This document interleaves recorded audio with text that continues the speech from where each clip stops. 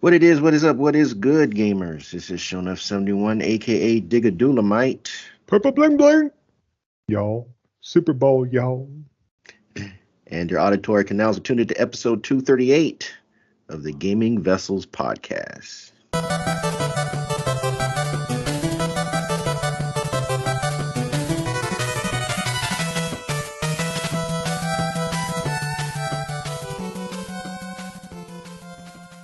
I'm not in the digital studio alone as usual. Of course, I got my partners in crime first on deck.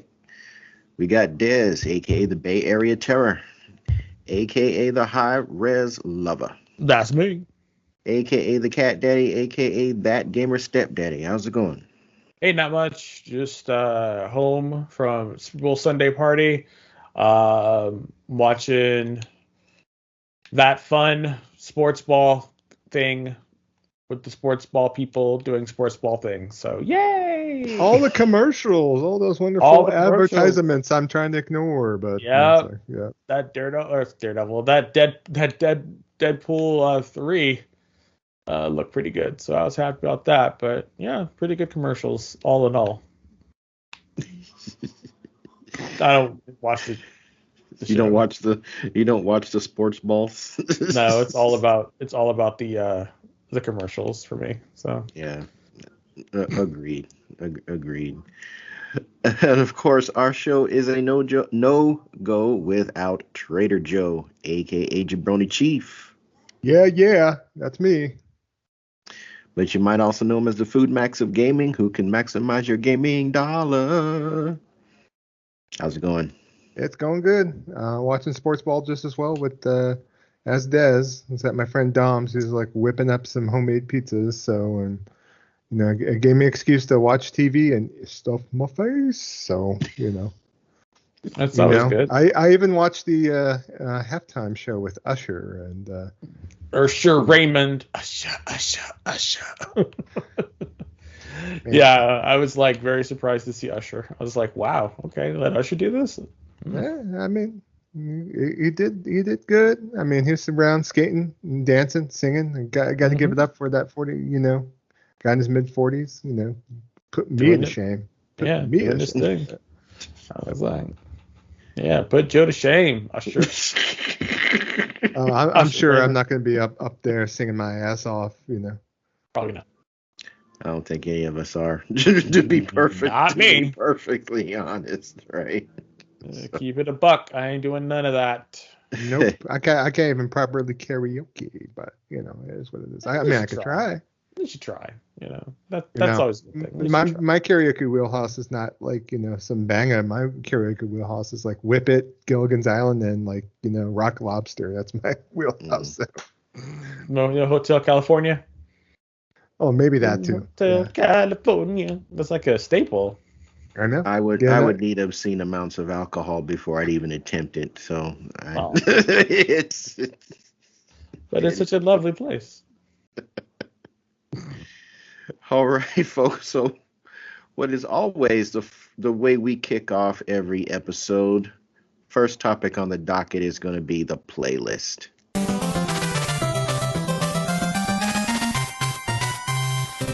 All right, let's start things off with Jabroni Chief. What you been up to, man? As far as gaming, been kind of busy week for me at work, so it's just a lot of stress. So during the week, we started off and we're trying to play some multiplayer games because we're fresh off the lamb off the Xbox. It's like Shawshank Redemption or something here or what. So, I did turn on my Xbox. I just turned it on so I could delete a few games off my hard drive and made sure Persona 3 Reload downloaded, but I didn't fire up to play anything, unfortunately. But I did play at the beginning of the week. We played some Tiny Tina Wonderlands. We were looking for a game to play that me, Dez, and then Goonie could also play because Dez is not in it to win it for no Division 2 business, and so no, thank you. Sorry. Yeah. So, but Tiny Tina was a game that I enjoyed, but I think I've only gotten like to level like 20 with the character previously, which is we're very at the beginning of the game and whatnot. And since the game was on PlayStation Plus Extra, we decided to go and roll with it, at least at the beginning of the week. So I started a Berserker and also have a other fire character, which I believe is the name of it. Let me take a look right now. Yeah, I don't have it in front of me, but it's that character class. So obviously it's very memorable that I actually remembered it properly. But at the Spore beginning of the Warden. game, you got it. Yeah. Bang bang. So definitely, I think that game's a treat. It kind of let me kind of like just zone out and not have to worry about this, that, the other thing. So because work can get kind of stressful. I don't want to come into a game and have to it's not like I'm sitting there playing Elden Ring after going through a stressful workday or whatnot. So Yeah, I wouldn't want to play Elden Ring after a yeah. stressful workday. Nope. So got that in. Played a little bit more Diablo 4. I have a barbarian character. I'm see what I could do with the season, but it's just I'm trying to get that ARPG itch a little bit. Yeah, we didn't play any Grim Dawn this last week since we're on the lam right now, but maybe we'll go back to Xbox at some point, or even like start a new campaign on Steam Deck with Grim Dawn. So we'll have to see on that. Also played a little bit of Division 2 with Goonie. He's been clamoring at me for like the last entirety of the week to jump on and play some Division 2, and I kind of feel bad that by the time we did over like yesterday on Saturday and had a chance to play, and it felt great to just hop back into the world. There is a season 5 or year 5 season 3 DLC that just came out, and there's like a lot of like a massive overhaul of all the gameplay systems, including the guns and so on and so forth. So Massive is still working on the Division quite a bit. There is going to be new story content for the game coming out in 2025. So I give it up to Ubisoft for keeping us, crack-addled loot hoarding gamers along with that Division 2 business. It's such a damn long tail with this, and I kind of know how people that are still playing games like For Honor or The Crew 2 feel about still having support for a particular game, and that's one thing I will give it up to Ubisoft that they do. Even though their games go cheap pretty quick, if you happen to buy it and if something really clicks with you, and if it's a game that they're going to be monetizing with transactions for apparel and so on and so forth, it's something that they give you that and then some. They give you a lot of value. So, and Trader Joe loves value. So Trader Joe loves his value, y'all. You know it. So don't get it twisted. If it's got value, he's in it to win it. Yeah, the value is in the eye of the beholder, though. You buy something and it's like, oh, I'm gonna get this for cheap, and then you never play it. Well, guess what? That's not valuable at all. That's worthless. And also played some Helldivers 2 finally. So I got my game on Friday. We did not make game night for it, but we happened the chance to play it last night. My first time playing, of course, at Ace Black, Goonie, Dez, of course, and then also Christian, Neon Octa. We all played along with Kev too. So we had quite a good, healthy play session. We do have a section on the Discord now that is dedicated to Helldivers 2. And I think it's, from what I played so far, it brought back a lot of the old memories from the first game, but it just seems like this game plays better in the perspective that it does, and it's a lot more refined than the first game. I felt that there's, even though that you do die somewhat, quite a bit sometimes, that the difficulty hasn't ratcheted up that much yet. I feel like the game's a little bit more forgiving.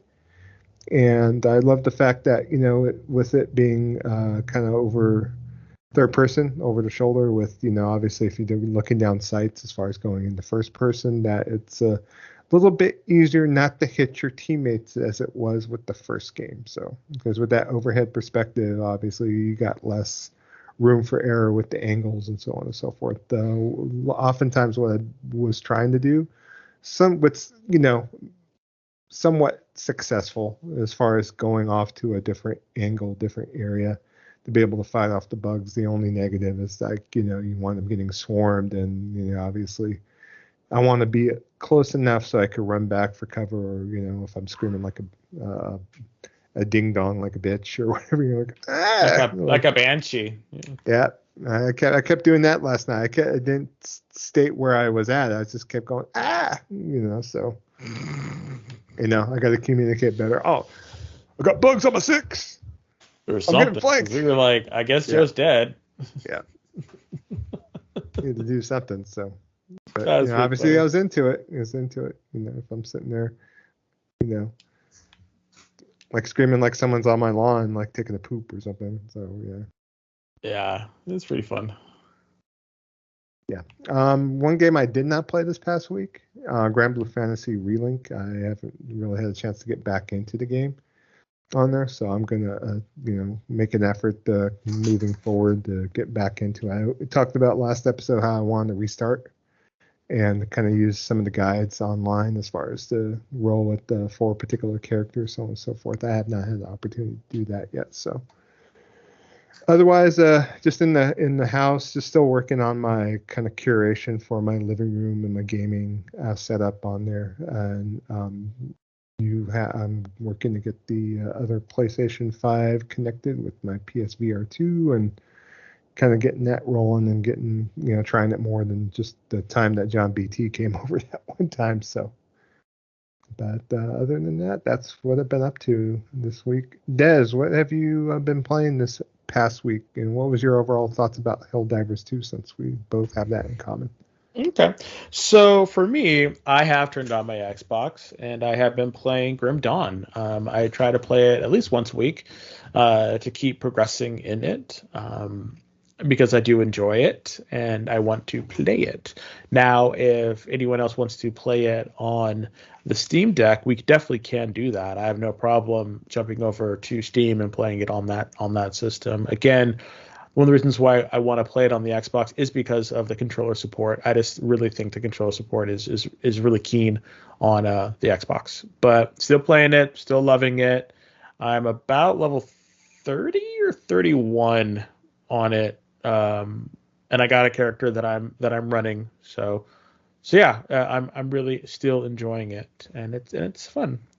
Tiny Tina's Wonderland with Joe and Goonie was fun. It's really funny playing with Goonie, as Goonie has gone the melee only route, so he dies a lot, which is fun, and so he gets those death saves pretty well, so it's not too bad. But yeah, we're trudging along having fun. It's really kind of funny because you got to think of us as like the 3 bears when we play looter shooters. And I'll tell you why. So Joe is I have to scrounge everything, look everywhere, under every digital nook and digital rock, digital cranny, everything. He's got to look for loot. He is the definition of a loot goblin, which is fine. I might look like one too, but you kind of just a little bit a loot bear, and but then you have Goonie, who is the complete opposite. The man is just like trudge forward, got to go faster. It's like, this is not a Sonic game, sir. Slow down. He's pushing forward. He's one of those people that loves to push, and he's got us marching. So that's another reason why he dies a lot is we can't really cover his 6 or anything. But again, and then I'm like just right. I'm like right in the middle between the two.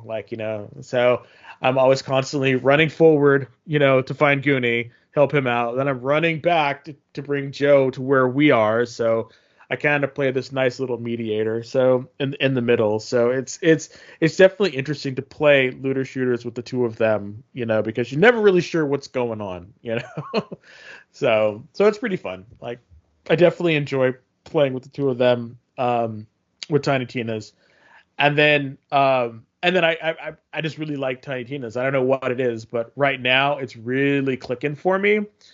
The play style, the first person play style, and the I don't know, something about the game is just really kicking it for me right now, and I'm really having an itch to play it more and actually, see what's going on. I know it's not a terribly long game, because it's all about the continued grind at the end, to push forward to like the chaos levels or whatever they're called in order to really test your builds and whatnot. So I think this is another one that I would like to beat during 2024. I'm trying to curate a list of games that I want to beat in 2024 because I don't think I beat anything last year. I've played a lot of games, but I don't think I actually beat any games. And I really am thinking about changing that this year. Like I really want to invest time into playing and beating games, whether it's a single player or a multiplayer game. Just carving out time for myself to beat games. So, and then we'll see how that goes. Wish me luck. Another game that I played is Trinity Trigger. It is a Marvelous game. Oh, sorry, Exceed. Yeah, Exceed Marvelous game. I got it for the Switch, and then they had a deep discount on PlayStation, so I bought it again on PlayStation. I know why I double dipped. I think because I really like the form factor of the Switch, and I can play it on the go, and it looks great. But when you give me something that's like, a deep discount, then I'm probably going to buy it again. So, and I wasn't disappointed. It is a cute little action RPG, very, very, quick and to the point. You're a, it's a classic thing. You're an amnesiac. Sorry, you're a baby born with a weird mark on your eye, and then seriously, like, and in the prologue, you were a set of twins or brothers or sisters or something, and both of the babies or one of the baby had a mark on its eye that showed that it was like, a chosen warrior, and there's like these two gods of order and chaos always, and they're fighting, this eternal battle, but it's supposed to have ended, but it didn't, and now, your character is this born again, warrior of chaos, and so this woman who has another one of those little eye things, I don't know why, she's trying to have you as the warrior of chaos meet the warrior of order and try to stop the war between order and chaos. And you have these little, I don't know, talking animal like spirit things that turn into weapons that you use. And they are like spirits of animal companions or something, but they turn into your weapons that you use. So, and then I guess they pick up different weapon forms that they can change into. But you have this little furry bear dog looking thing that runs with you, and then the other girl, has a bird that turns into a bow. Yours turns into a sword, and you can switch between the two characters on the fly depending on who you want to play. And it's pretty fun. It's a top down or 2/3 view that kind of but it's an action RPG. You don't control the secondary character, but you can set their actions to make them, more aggressive or less aggressive, to use healing items, stuff like that. So it's a very basic system at its heart, but it has actual pretty good voice acting, and a lot of the stuff is voice acted, and has pretty good anime scenes. The cutscenes are pretty well done. It's not it's kind of a looker, a lot of pastel colors, but I'm really enjoying it so far. It's a pretty good game. Pretty good game. If you Does can it find compare it to Fairy Fencer F at all, or is it kind of similar? Oh no. Fairy Fencer F is so much better. Don't even get me started. I really miss the game. I got to go back to that one because I almost beat that game too. So, but the month of Xbox threw me for a loop. So now I have to, get back into what I was doing. So, but no, it reminds me of Fairy Fencer F, but it's more, it's not as tongue in cheek as Fairy Fencer F, and but it's in that same genre though, the same vein. but it's not turn-based. This is a straight-up action RPG. You're running at slimes, and it's cool because you get these little sigils that you can do, and it gives you different combos, 3-attack combos that you can do with your characters, and then you can assign different power sigils, and you can assign different defense sigils, and you can do all this different stuff to customize your attack style. And I think that's where the meat and potatoes lies in the game so far. So, but I've been enjoying it. It's been pretty fun, and I probably will be playing it more.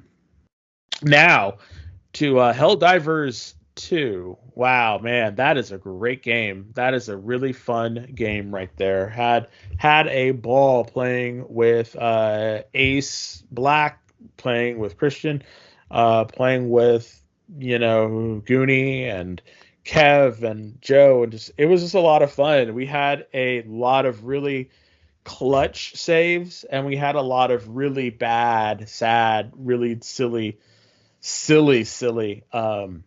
interactions with each other with the stratagems. I mean, pooping out mines over there, mine pooper. Yeah, I had this. We were So the cool thing about playing with Ace Black is he's a streamer, and so he was streaming our content, and so he was able to clip a couple of really funny choice moments of people getting shot in the head, people being blown up by mines.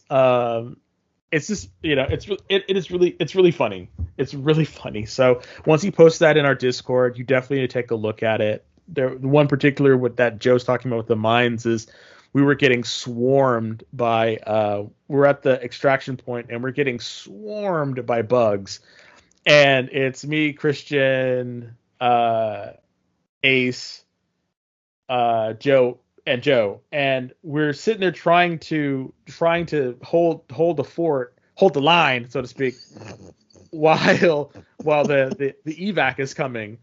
And we just keep dying. We just keep dying.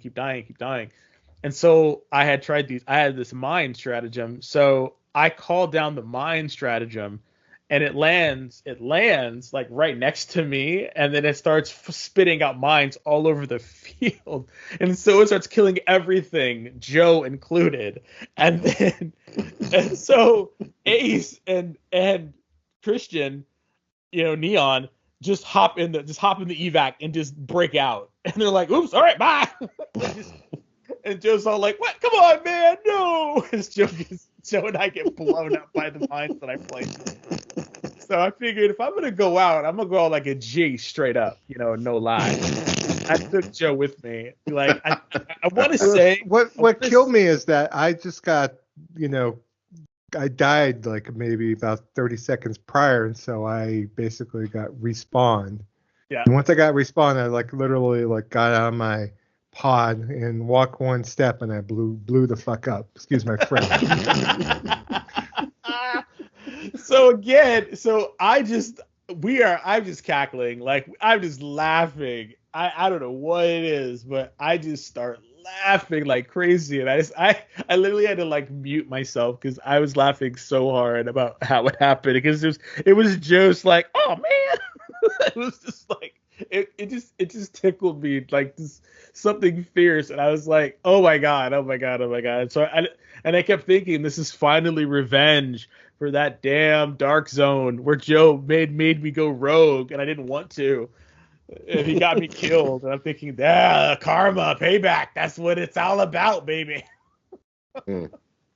But that game is a hoot. If you don't have it, you definitely pick it up. The $40 is worth it. The commentary is hilarious.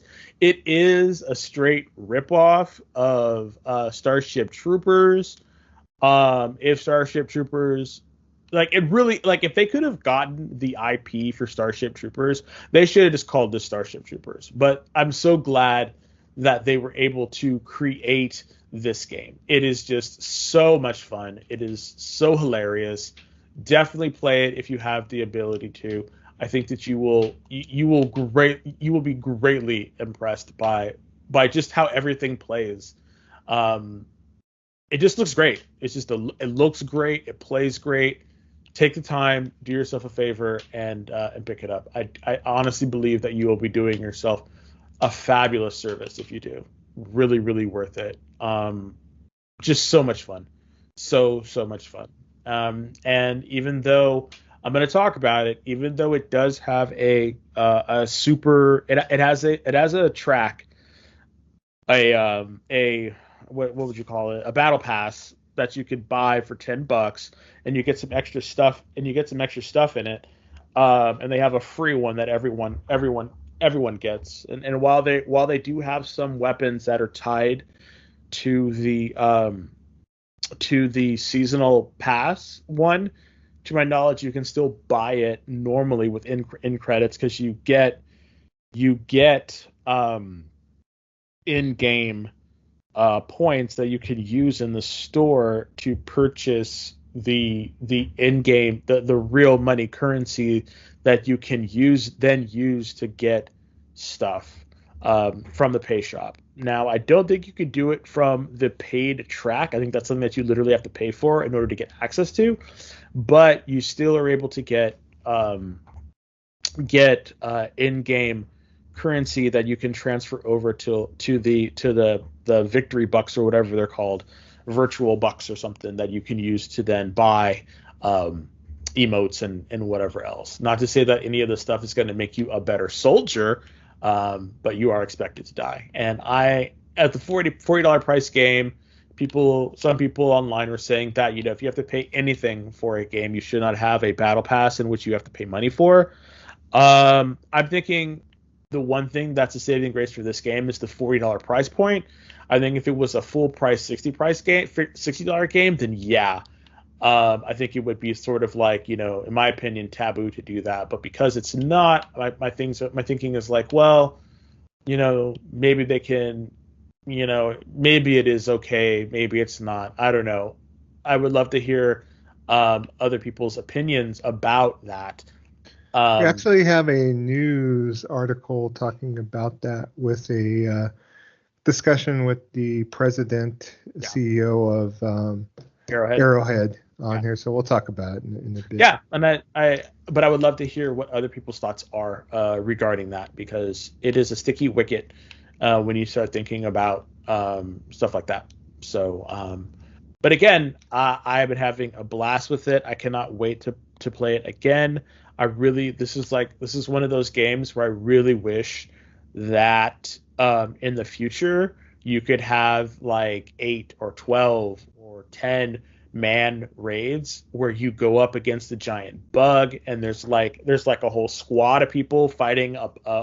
Like, you basically have one mission where it's a timed event that they maybe have once a month or every 2 weeks, where you and like 8 of your other friends, or like 7 of your other friends, form a team of like 8 people, and you go and you all try to tackle this one objective and fight this giant bug or a giant mech or something. I think that would be so cool. The game is just fantastic.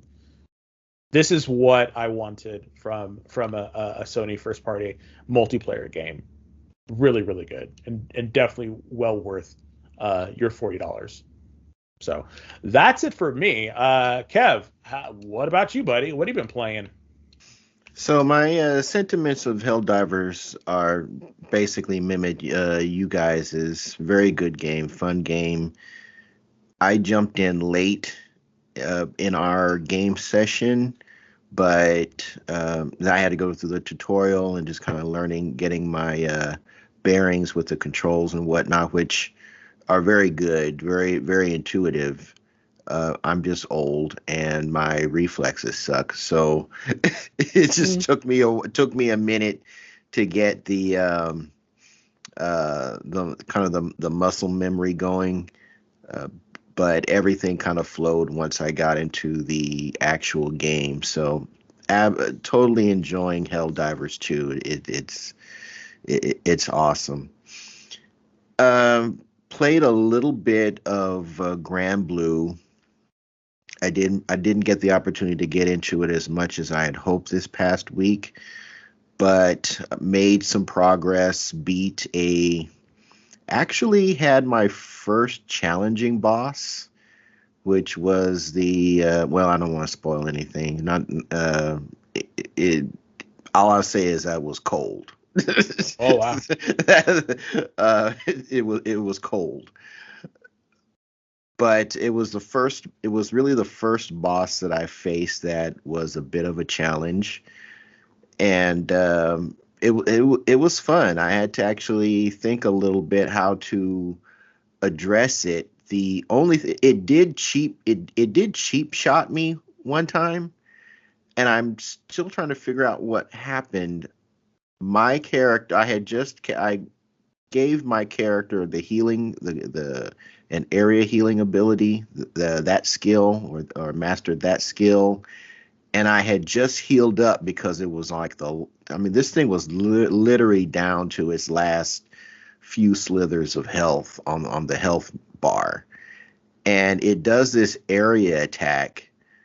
It wipes out my magician EO, Oh yeah. but everybody else was still alive. And it said that we failed the mission.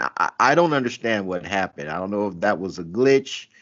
I don't know if it had wiped us all out and I had cast the area magic just a millisecond after the fact. I don't know. All I know is that my magic caster was KO'd and everybody else was up and running, and we still got the failed mission on the screen. So Oh. I was just like, because I'm playing that on the hardest difficulty, and it's a lot. It's fun. It's really fun on that level. So that particular boss that I fought was really the first challenge that I had in that game, but it's fantastic. I'm also going. I had thought about starting over because I did watch that video about going through the main story and then building your characters or your favorite characters up through the quests. Mm-hmm. But I think I'm going to stick with the route that I'm going on now because I've only added Lamia to my crew so far, and I was already kind of spreading my points between uh, several of the characters anyway. So in a way, I was sort of doing that already. The only thing that I'm going to do is I'm probably going to switch back to EO as my magic user instead of I can't remember the name. She's the gal that uses the magic Oh, vine. Rosetta. Rosetta. Yeah, I think EO does more area effect damage than Rosetta does. At least at what I've seen, and I kind of built up Rosetta fairly high, and I mean she's good. She's a good character. She puts in damage, but her damage seems to be focused on one enemy. Oh. But EO, just when she drops those, for lack of a better word, meteor strikes and just her regular magic attacks, it just really kind of spreads a lot of damage across the entire battlefield. So I kind of dig that instead. So that's probably going to be the switch that I make. But still having fun with that game. Went back and jumped into the BS Bowl, which is my Steam Deck, my Steam Deck. What'd you call it? Modding, not modding, because I'm not doing anything to the hardware. Just trying to get some of this stuff to run so I can play my fan made games and my arcade ROMs. One thing, I don't know what happened. I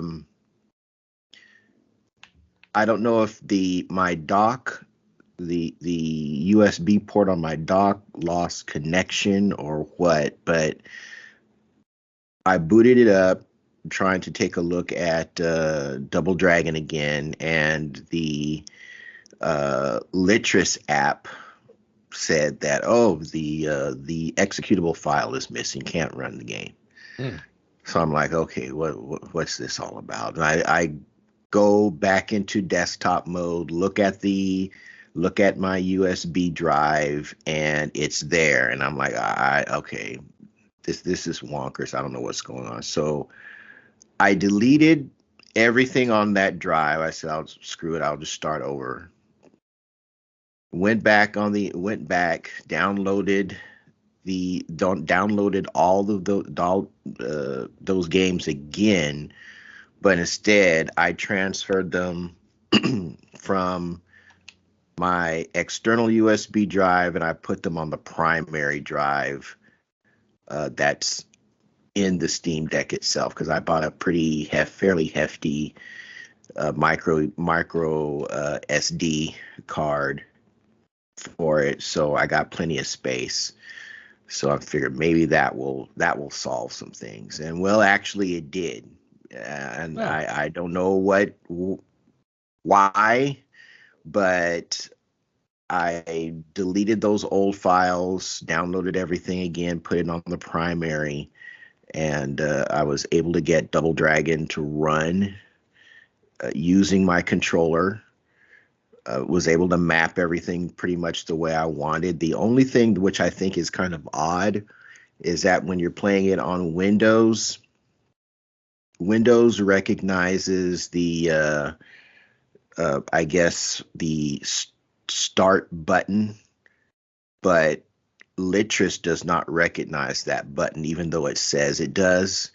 So if you go to a game over state in that game and you hit that start button, it doesn't register. So you have to register start as either L3 or R3, which I thought was kind of interesting, but it's not a big deal. So was able to do that, was able to play Double Dragon. I went ahead and downloaded some other games. I found a beat 'em up with the World Heroes characters called World Heroes Justice. Oh Lord. I mean, it sounds awesome. Yeah. Yeah. Oh. It's actually kind of dope. It's the quote unquote hero characters against the quote unquote bad characters in that game. So you can be what's the name? The gal with the sword, the Bruce Lee clone, and Michizuki, and it's like you're fighting against Ray and the Sagat clone and a couple other people. So it's. I mean, it sounds good. I'm only doing that because it's like, wow. Like, Are you getting your fighting games mixed up? It sounds like Fighter's History to me, not World Heroes. So. No, it's World Heroes. Okay. It's World Heroes characters mixed in with Fighter's History characters. Okay. World Heroes Justice. The Guile clone, the Guile clone, I forget what his name is, but yeah, you fight all those guys using the hero characters from World Heroes. It's actually, I haven't played it yet. I saw a video on my YouTube picks for that game. It looks bananas. So I said, yeah, I got to check that out. And I also downloaded Trouble in Southtown, which is a not Fighters History, but Art of Fighting beat 'em up. So, okay, this game is like supposed to finish it from start to finish. It's almost 20 hours, according to the video that I saw. And it is this really in-depth beat 'em up. It's 2D beat 'em up, so it's kind of like but you're the only thing that's kind of bad about it is you're fighting a whole bunch of clones. Like, for some reason they got Joe Higashi as a bad guy. And so you fight a whole bunch of Joe Higashis for some reason. Joe Higashi? Yeah, which I thought was kind of weird, but yeah, he's a good guy. You go through you can play as Robert Garcia, Ryo or oh gosh, what's Ryo's sister's name? Yumi, I think, or it starts with a Y, I think.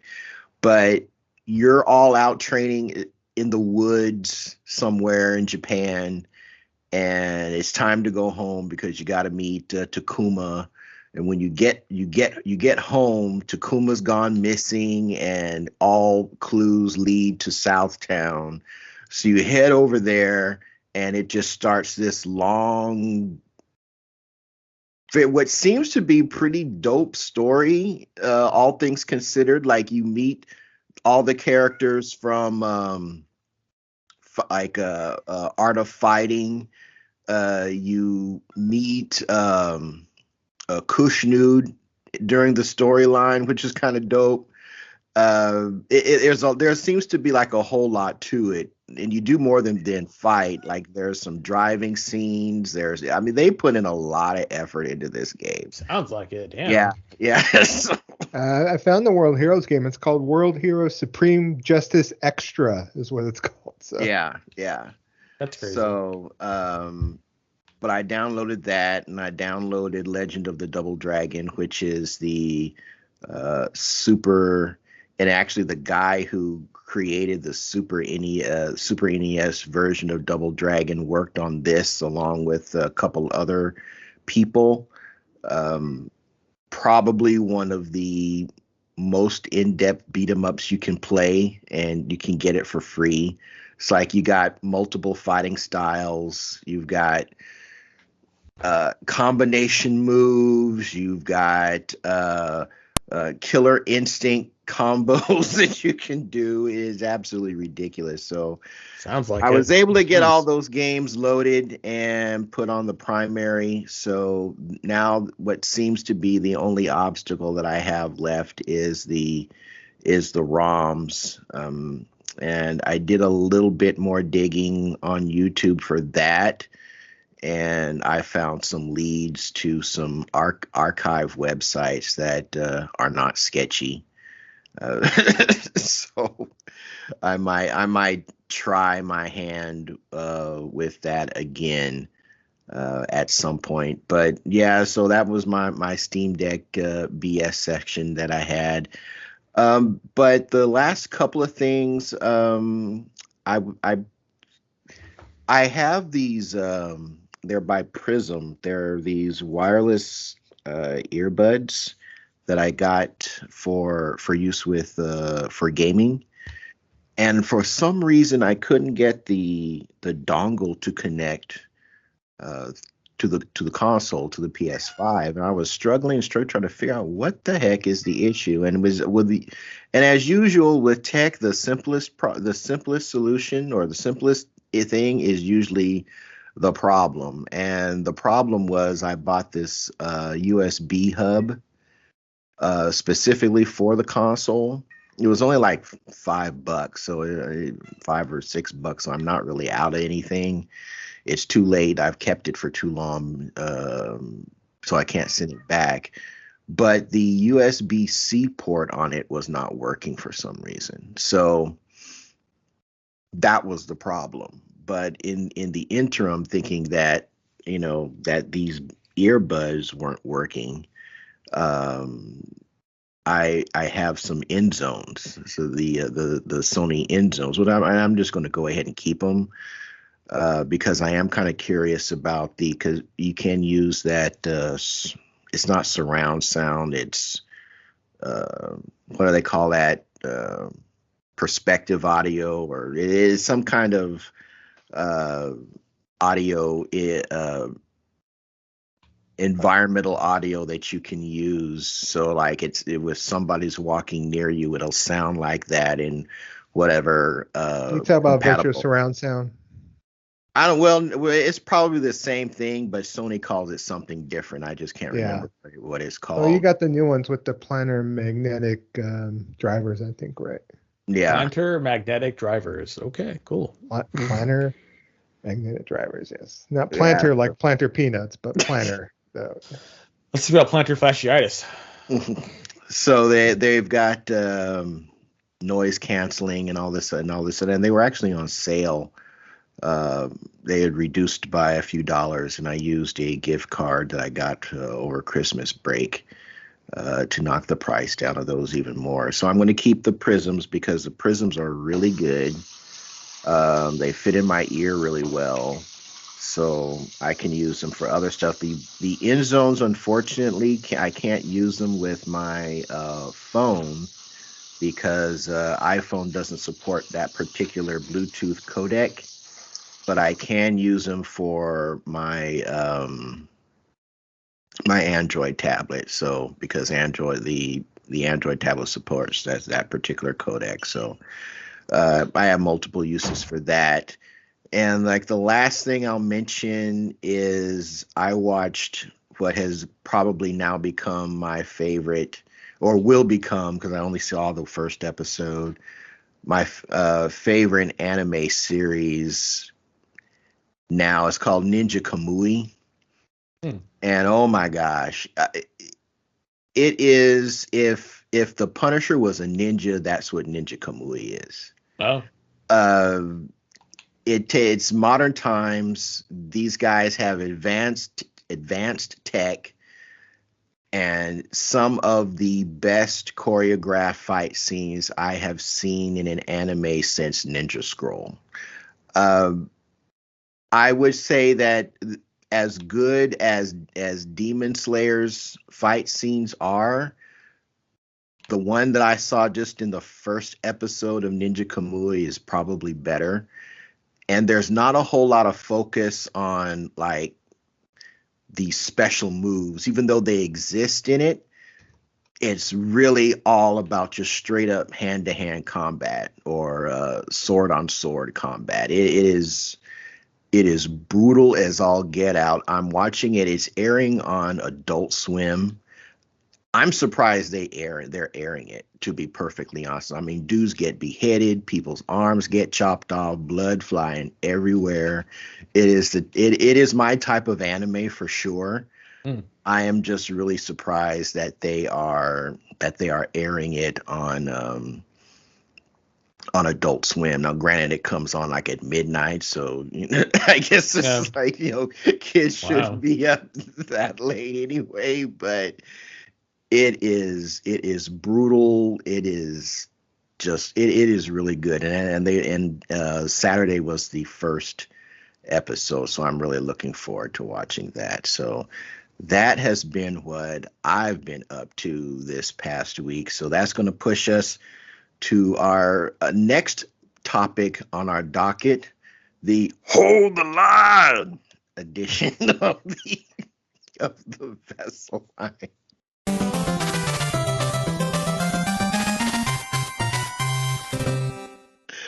All right, Dez, you got the mic, bro. Oh, wow. So as you can see, Kevin was over here holding the line. And for y'all that don't know, or the uninitiated, Vessel Line basically is us. During our main event, we ask a question, and then the three of us answer it. Give our thoughts on the question, and then we pose that question to our listeners, and the people who are a part of our Discord will basically respond. And these are their responses. The question that we asked on our last episode was, what are your thoughts about using walkthroughs? Have you ever used one? And we had a bunch of folks come in and give us their thoughts, because it's one of those things that everyone probably used it from time to time, but you never really kind of thought about it. So John BT says, so I was a big user of guides in the old days. Like Joe, I called 1-800-US-SEGA and got printouts of guides and maps sent for Miracle Warriors and Phantasy Star and many other games.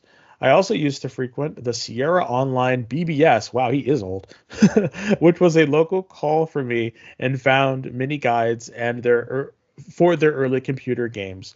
Later, I too used GameFAQs to get tips and walkthroughs. I love how all their files were ASCII or ASCII, formatted, so people could draw out maps using asterisks on a grid. Again, I'm much too young for all of this nonsense, so now I just look up things when I'm stuck. or am really trying to get all items or something. Just beating a game is way more straightforward than it was in the days of early RPGs where you could spend 20 hours just looking for a way to advance the story. As Kev says, no one's got time for that. I would agree, sir. Yeah, spending like those old school RPGs. See, I could never get into Phantasy Star just because of crap like that. Like, I am not trying to walk around a forest in first person or in a dungeon trying to understand what's going on. For me, that was not fun. So I didn't start really getting into RPGs until much later, when I was really able to really kind of appreciate it and think that this is part of it. Going on an adventure is sometimes not knowing where you're going. So, um, but the whole thing about having to just kind of walk around and figure out stuff, I was not for that. That's why the first Final Fantasy was really kind of hard for me, and the first Dragon Warrior, and all those games. Although I didn't really get into Dragon Warrior mostly because of the first person battle view. I was so used to the side to side way. Like, that was the way that I played. But yeah, I could totally understand where you old timers are coming from. So, Who are you calling an old timer here? you, sir. Oh, okay. So, Goonie adds on, I don't see an issue with people using walkthroughs. Play the game how you want as long as you aren't hurting anyone else, e.g. online cheaters/bots. I have nothing but respect for those individuals who spent the time playing through an entire game over and over again to then spend the time writing up guides on sites like GameFAQs to help others. I have no issue using a walkthrough when I am stuck or I'm achievement hunting. Adulthood sucks and your free time is limited, so why spend it bashing your head against something you can't figure out? Again, same sentiments. I 100% agree. I remember there was one streamer that I watch who is all about like cheat codes and all this other stuff, because he's like, look, if you're playing a game and the developer puts in a cheat code or puts in all these other different codes. I mean, you remember some of those old games had secret codes that you could do to like get a big head or do this or do that, and it's in there. Use it. It's your game. Play the game how you want. If you want to cheat at it, cheat at it. If you want to cut something to do something else, fine. It's your game. Play it how you want. Goonie was 100% right.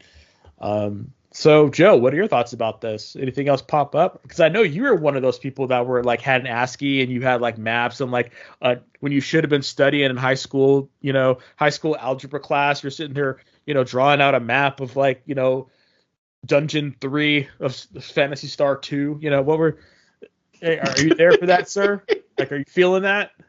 I mean, obviously him mentioning Miracle Warriors, that's another game that on the Sega Master System where I was playing for months and kind of was banging my head because you had to go pixel hunt for like items and that kind of thing on the map. And so, yeah, those old RPGs, I remember playing Ultima on NES, which was a port of an old computer RPG from back in the day. I tried to play that too, and I was like, no, thank you.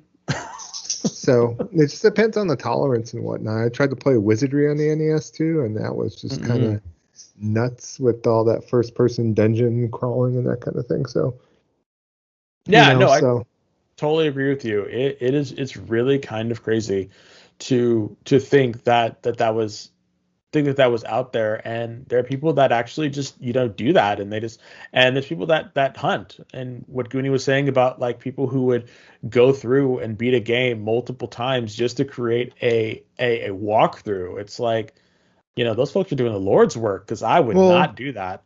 It could be a different type of gamer, it's kind of in the same lines of those same gamers that do speed running, kind of thing, where they just want to break a game, they want to know the game inside and out on there. And if you might like a game so much that you actually want to do that and get to know the game so finite, it's kind of nuts. One of my first memories of actually looking at this is I remember back, I'm talking about when I was young, I'm talking about 11, 12 years old. And I used to read electronic games, not EGM, but electronic games from like back in the early 80s. And they had an Easter egg for the game Adventure on the Atari 2600 It's like one of the first like RPGs, and I remember playing that. But they had an Easter egg in the game, and you had to do a series of different sequences as far as going to different screens or whatnot. But the designer actually went ahead and put a screen in with his name on the actual dungeon on here, and so he actually hid that in the game as an Easter egg, and pretty much I took the time to actually go and learn that game enough so I could go in and I did the Easter egg based on the guide that I had in the magazine. So I remember doing that. That's like one of my first memories, being 11, 12 years old, just kind of getting to the minutia a little bit. So yeah, that's pretty crazy, but I can totally understand, wanting to exactly being in the minutia of going through and really feel like you're doing something, especially when you're finding out all these hidden secrets. It's funny. I watch a lot of YouTube, like a lot of YouTube. I really enjoy YouTube as a cultural movement for people to be able to put stuff online. It's just very interesting to see the stuff that you can get in there. And I was watching this thing, and it was a challenge about like Arkanoids. And you remember that Arkanoid, the thing that the breakout from Taito. Exactly. Yeah. So there was these, like, it was at a gaming show or something, and there was this guy who looked like a straight up gamer, and there was another guy who had this like long goatee and this crazy like Larry David hair, but it was even bigger than Larry David's hair with like balding. So he looked like this weird sort of Eggman, but he was like super skinny, and they were brothers. And one of the brothers, so they were doing this thing where they're talking about Arkanoid and how they actually had played it so much that they were doing like people have done like speed runs of these classic games. And they're playing it with like the classic controller, and they had played it, and they were like making guides about how to like beat it a certain way, and how you can like clip into different things. And it's just the amount of like work that goes into that, and the amount of thought is just like, it's just insane. But that's what people want to do, and it's gratifying, for people to be able to do that. And I'm like, wow, but people are super into it, and I love it. I love it for them to be able to do that. Kev, did any of these comments strike a nerve with you? I know for me, just when you mentioned Arkanoid, it was funny because the homie Damon, his cousins, he has a cousin who was a beast at Arkanoid. Like, yeah. He could just like on one quarter practically, because I think there's like at the end of the game, there's a giant face like this. If I'm remembering correctly, this max headroom looking thing that you have to take out at the end of it. If I'm not mistaken, I think you're right, and it's like 35 levels of just going through. It was 35 levels. Yeah, Kelly could get to that like on a quarter. I actually saw him do that. I mean, he was like, and he didn't, I don't know if he was just really, really good at the game. So yeah, when you mentioned Arkanoid, I zone out. It's like, yeah, that was Kelly's jam. I remember back in the day. So yeah. But yeah, I get it, man. It's just like, Game Facts, which was my go-to for fighting games. Adulthood sucks, especially for people like me. Like I've said before, my desire to game has never gone down. It is just, I just don't have the time. Mm-hmm. I feel you. And totally, I thought when you said adulthood, when you said adulthood sucks, I totally thought that was like another website. There like, probably is. There probably is a website. That is like made me laugh so hard. I was thinking, oh damn, like we are cornering the market. Adulthood does suck. Let's make that website. But I can totally understand what you're saying, and I can totally understand your meaning when it comes to like how you want to spend your time and the ownership of your game. This is your game. You can play it however you want. Don't, be crazy about it. Did any of you guys have a Game Genie? No, Joe had a Game Shark. Yeah, there was real quick. There were some Game Genie codes in EGM for Street Fighter 2. I had the Game Genie for the Super NES, and there were these two codes, and I just happened to, because you could enter multiple codes in Game Genie, but I mean, if you did that, usually what would happen is your game would just crash. Yeah. But there were these two particular codes that were not at all related to the cheats you could do in Street Fighter 2, but if you entered them and you chose Zangief, it gave him telekinesis, meaning that you could be on one side of the screen and you can do a pile driver, and whoever you're facing, no matter where they are on the screen, is going to feel the effect. Like you could throw them, like that overhand throw, the over the shoulder throw that Zangief could do, the pile driver, the grab and like crushing, the claw move that he would put his hand on your face.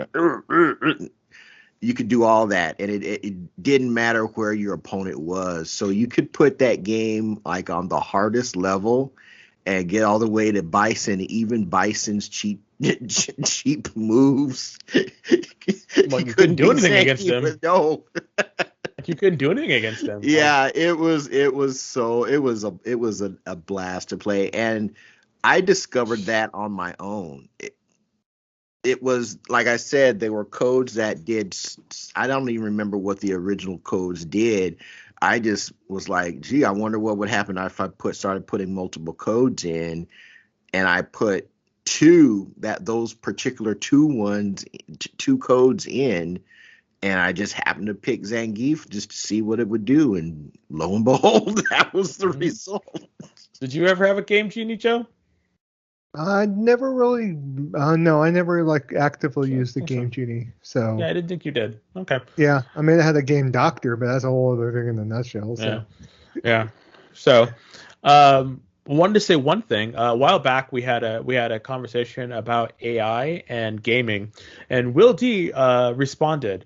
So, just want to let you know that even if you want to respond to something that was on an older episode, definitely let us know, and we'll read it. And chop it up in our vessel line. So Will D says, I get hung up on the semantics of AI. Is it really AI? I still find the current rendition of AI, i.e., reactive AI or limited memory AI, to be a scratch from theory of mind or self-awareness. Yeah, okay. To be clear, there are no, to my knowledge, there are no self-aware AI. AI is just or machine learning is just, they're basically all they're doing is just putting together an algorithm of everything that they've been taught in order to answer the question most efficiently. So they don't know why they're answering the question, and they can't go beyond that. All they know is from what I have read, this is my answer to said query. They can't they can't think, on their own, supposedly. That's for me. So for me, a query and subsequent answer using limited memory AI, i.e. using ChatGPT, cannot be considered as unique work because of the source from which answers are derived. Yeah. And so any high-level production, e.g. write-ups for school, IG rendered art, should be highly subject for plagiarism and or violation of copyright, even in its most basic form, which is protected under the U.S. Constitution. This method of using AI has zero place in making video games and other media. That said, I don't see anything wrong in using AI to help draw natural landscapes, create individual plants, create patterns in walls or skies, create planets. The difference here is emulating or altering something natural. There are other similar use cases. And I think that's where the legality comes into it, though, because AI is learning how to draw that plant from other people's renditions of what a plant looks like. I think that's where it comes from. So you could have a plant that looks like how Michelangelo drew it, or you could have a pattern that looks like Picasso drew, and it'll spit back what it has in its database. It cannot create anything new on its own. And I think that's what people are really kind of upset about. Because some people say that even though something as mundane as a natural landscape, they're pulling it from other landscape artists. And I think that's where people are like, well, why are they not crediting, other the artists that they come from? I think one of the ways that you could use AI is for inspiration, and I think that's what people should be. For me personally, that's what AI should be doing. Because if you were to ask Midjourney or one of the other large AI art softwares, if you were to say, query or image Black Elf, Jerry Curl, this and that, it'll spit out four different pictures of what it considers an amalgamation of all of the different iterations that it could find online or within its database of what that thing looks like. And then you could use that as inspiration and say, okay, I can possibly use this from there, that from there, and then you create the artwork yourself. I think that's where AI could be used in a much more holistic or humanistic way, because you are not letting the AI drive the art. You're using the AI in order to create something that inspires the artist. And I think if we're able to do that or work that out, I think that might be a better way of using AI, more quote unquote morally. But that's just my rough rendition, because I follow a lot of artists who are very, very angry about AI and the thoughts about plagiarism and copyright and all the other legalisms that could be raised from using AI unethically. But yeah, it's something that's going to be happening, and we're going to be seeing it a lot in the future, given how prevalent it is. Joe, do you have anything to add to what Will D was talking about regarding the AI in gaming? It's just a fine line as far as, like you said, I get hung up to if it's just something to where it's just pulling like search engines and bringing up stuff, and as far as being able to consider it as being original versus just stuff pulled from a database. And it just depends on how it's used. And as far as if it's a tool, that's great. If it's something that's used in lieu of actually being a creative, using a creative endeavor, I would kind of have questions for it. So yeah, I agree with you 100%. Like the foam stars, people using it to create album covers. Obviously, an artist could have taken the time to create all those album covers if need be. But as long as they put enough variables and they're cool with the way the art came out, I mean, if they're getting the same effect as if they had an artist create an entire, list of albums for the different tracks in the particular game, I don't have any issue with it whatsoever. So. Yeah, again, it just comes into an intent, and that's why I'm thinking, because artists and people study the old masters, like Rembrandt, Picasso, Jim Lee, whatever, and then that informs their style. There's no reason why AI can't do that as well. It's just using AI in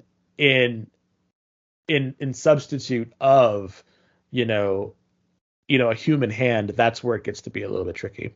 Kev, would you like to add anything to the topic? The only thing that I will say is that whenever a new technology is introduced to the general public, you got to remember that that same type of technology, the government is multiple generations ahead. I have listened to people talk about the stuff that they're working on with regards to AI, and it's literally terrifying. Yeah. Literally terrifying. If they can achieve just half of the shit that they're trying to do, it will be Skynet. Trust and believe. So I have no doubt that Chat GPT is just pulling databases throughout the internet and just throwing stuff together in a coherent way. I guarantee you there are some AI programs that are multiple times more efficient than what we as the general public have access to. Oh, You're most talking definitely. about the people that have government contracts, private industry that's working on this stuff. Um, they were literally talking about computers that could upgrade themselves when I was in computer camp in like middle school.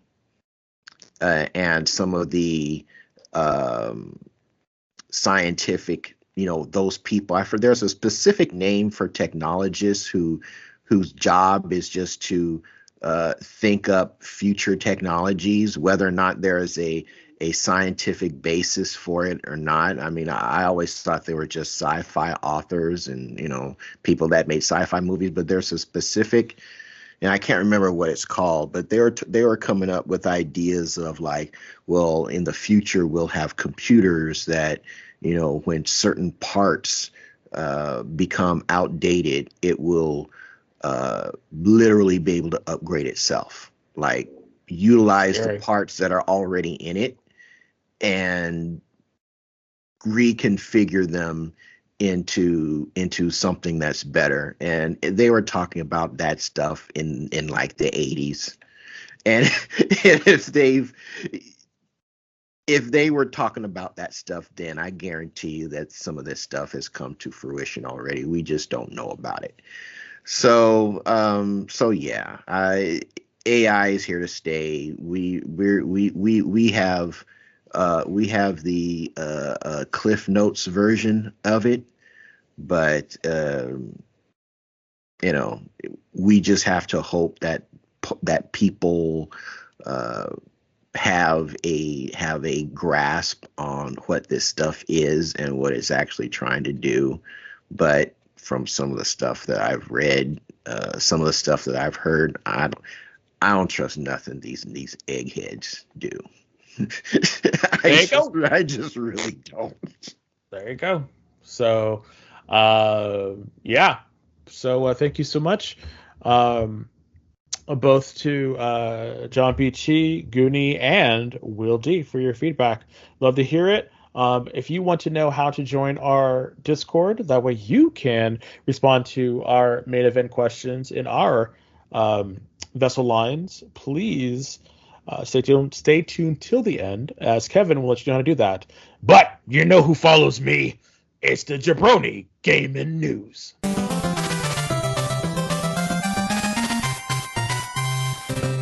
All right, thank you, sir. You're welcome, sir. All right, so first topic on our docket for news this episode. We're going to kind of follow up what we talked about last episode, and it has to do with the future of Xbox. So right now, we're kind of in a holding pattern right now. Phil Spencer basically went on X and stated that we've heard your, issues, and we're listening, and we hear you, what he stated. We've been planning a business update event for next week, where we look forward to sharing more details with you about our vision for the future of Xbox. Stay tuned. So, and as we made mention last episode, we talked about all the games that were rumored to be multi-plats on here. One that we didn't talk about last episode, but came out after our last episode, was that that someone has heard. A reputable source, of course, they're all reputable, quote unquote, but that there's a Gears of War collection in development. It's been kind of long rumored that the Coalition has been working on the Gears of War collection, kind of like the Master Chief collection. But it's rumored that that will drop on other platforms, including PlayStation, on there. So, and of course, what's happening in the last week too is that we kind of mentioned a little bit in our last episode that noted Xbox influencers like Tim Dog we were mentioning last episode was just having some hard times dealing with the fact of everything that's going on. There's another person noted influencer on X called Clobril. Clobril. There you go. Yeah, Clobril. Yeah, Clobril. Yeah. He's one of the most well-known personalities in the Xbox community. He has over 158,000 followers on X. He's followed by both Phil Spencer, Sarah Bond, and all of its entire marketing and PR leadership team. And basically went on X and stated, "This time listening will not be enough. This time execution, credibility, and connection with previously made statements and moving towards fans is all that will matter for me, for your brand, and for your community." So he has basically gone and stated that he's retiring his persona online. So he said, "The baseline for being this persona is always the trust and credibility of the brand I support and my excitement for the path ahead.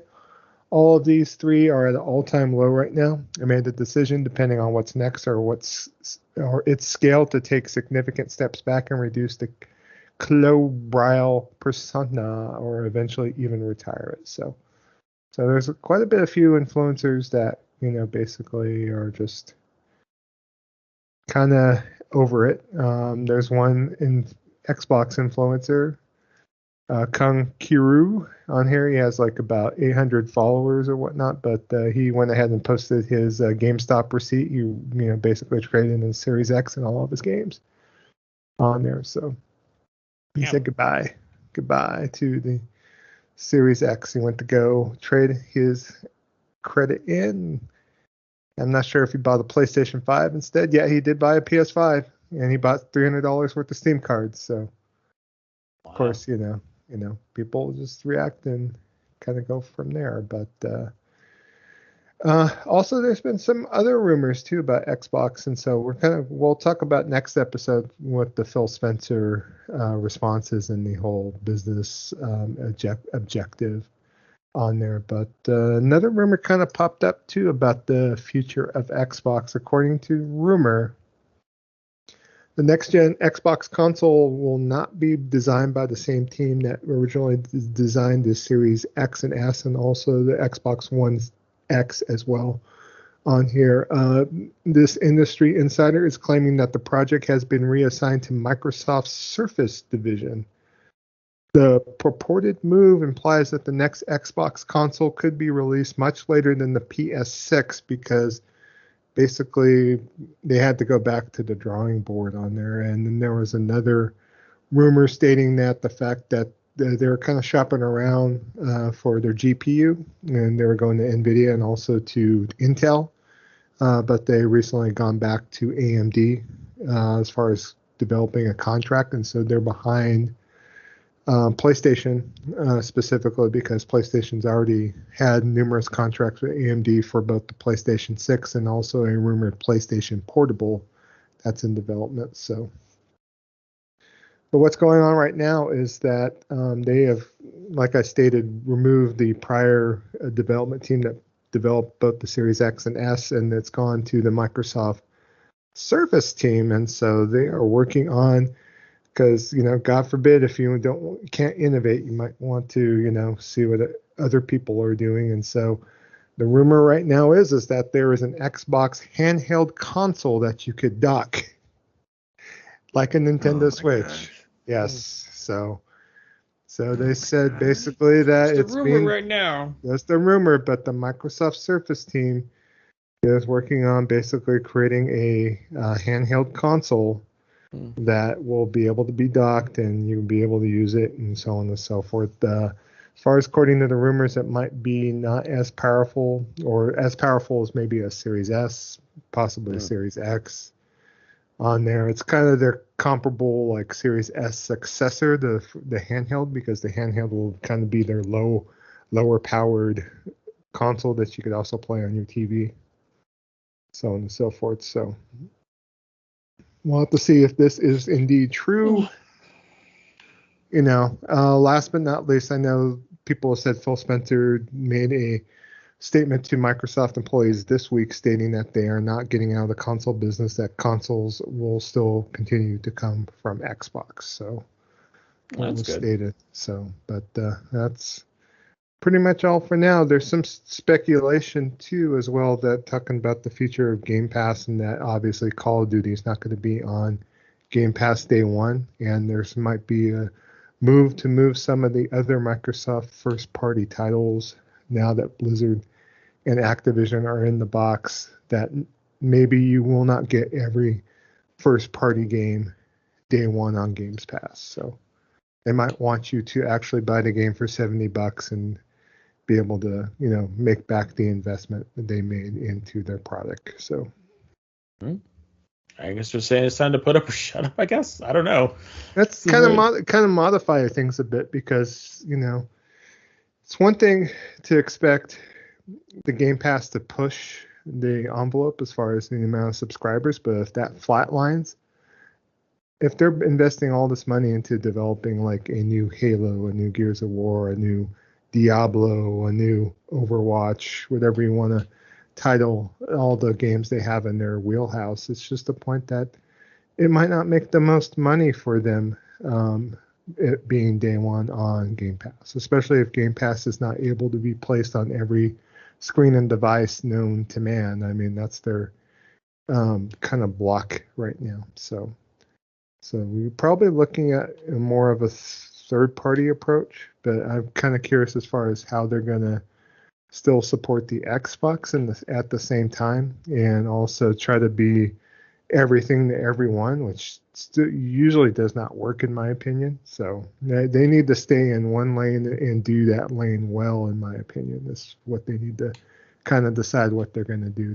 They're not going to say, okay, we're going to bring some of our games to other console platforms and then also decide, okay, we're going to have a strong console as well. I mean, they don't necessarily have to be the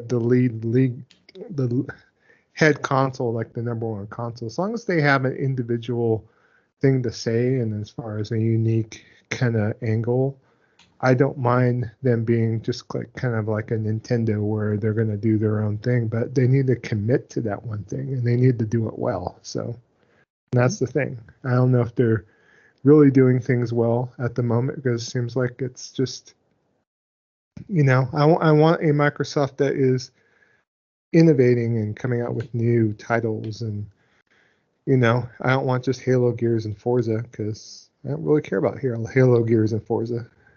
I want the company that brought the original Halo to market, brought the original Gears of War to market. I want them to take some risks. I even say Sony needs to maybe take more risk with their first party stuff too. So, but that's a whole other thing in a nutshell. So, any thoughts, Kib? That Microsoft ain't coming back. They're gone. It would require a complete top-down restructuring of their corporate staff. The people that have made those decisions have already spent that money. Yeah. And that company is not coming back. And when Phil Spencer says, "Oh, we're going to continue to be in the console race or in the console market space," that could just be the equivalent of a dongle that plugs into your USB port or your HDMI port in the back of your TV set, like a Fire Stick. And they could call that a console. So again, nothing. Phil needs to just be quiet until it's time to speak about this situation, because when he said, "Oh, we're here, we listen to you," we're doing this business meeting next week, and business meetings are they're after being quiet about all of their numbers, whether it's Game Pass growth, whether it's console sales. Now we're going to have this business meeting and where they're going to start telling us all this stuff.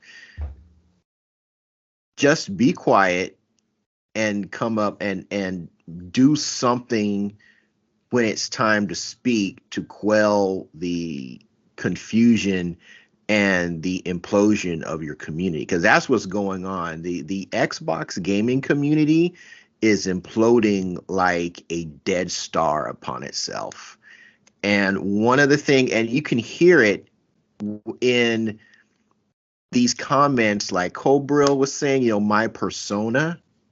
So you really weren't serious about all this, this nonprofit work that you were doing, as Porter might say, as Porter would say, you doing all this nonprofit work for Microsoft, this multi-billion-dollar company shilling, and now you feel that, well, my persona is now going to be retired. So were you actually really an Xbox fan to begin with?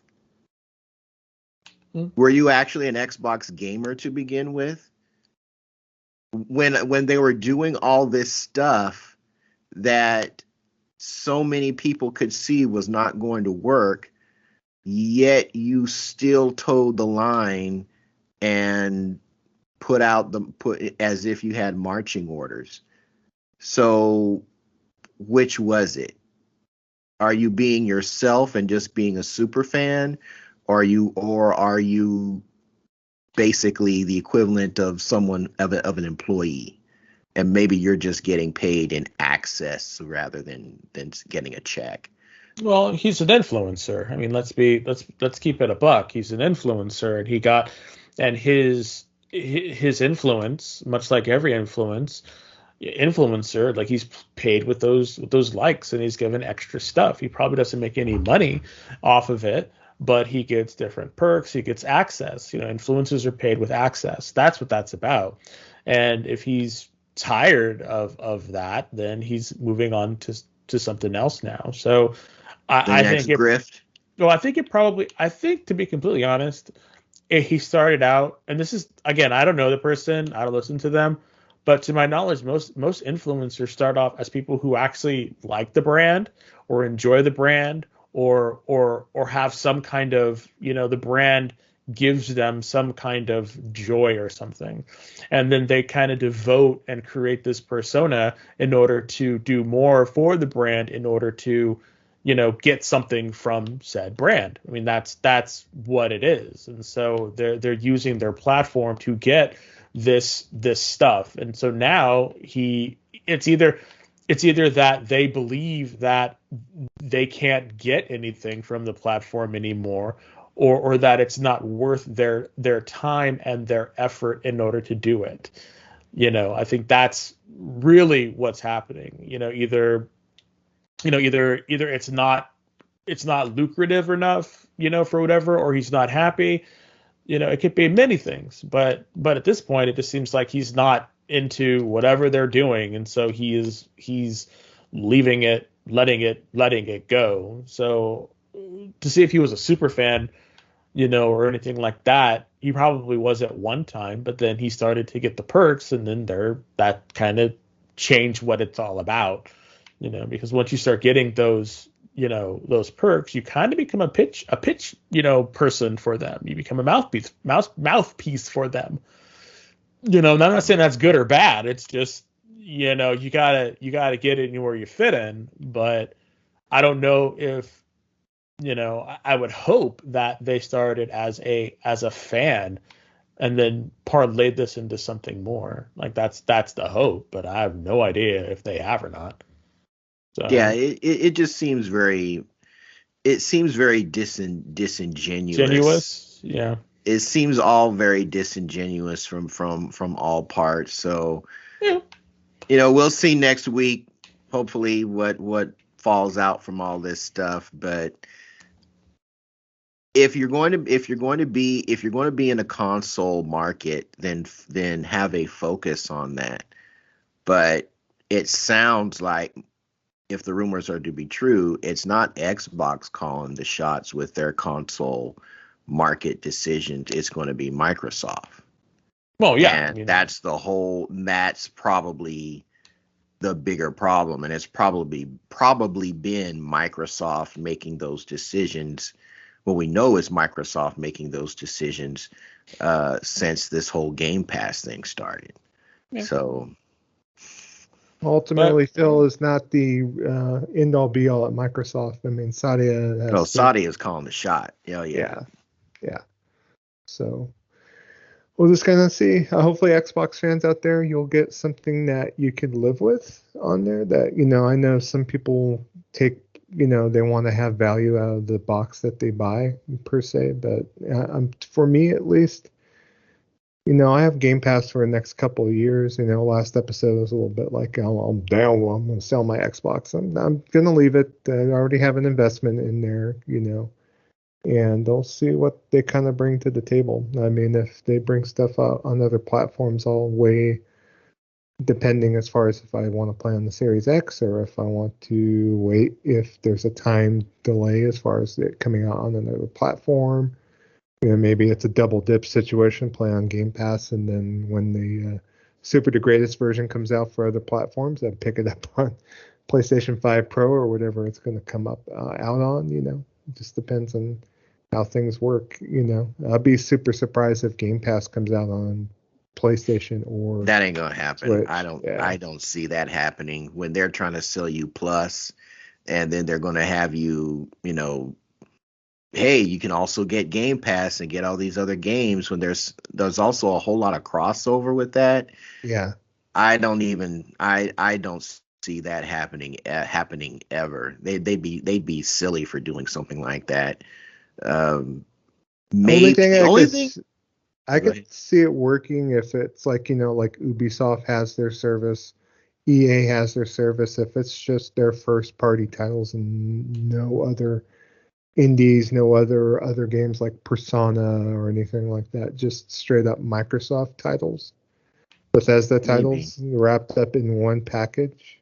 Like for $10 a month or something like that. Yeah, like right now Ubisoft Plus is not on PlayStation. They do have the Ubi Classics as part of PlayStation Plus Extra on there, but on Xbox, you can get pay $17.99 a month to get Ubi Plus on both PC and Xbox, and that gives you the full catalog of Ubisoft games. So kind of like if you're subscribing, it's like Peacock or Paramount Plus or something along that lines, just for games on there. So I could I could think of a Microsoft where they're going to pull a truncated Game Pass with just Halo, Gears, other first party stuff, Bethesda titles like Fallout, maybe Sea of Thieves, and throw it on the service. I could see where if it's not going to be get a full 100 plus games on PlayStation, it's just Microsoft first party, that it might,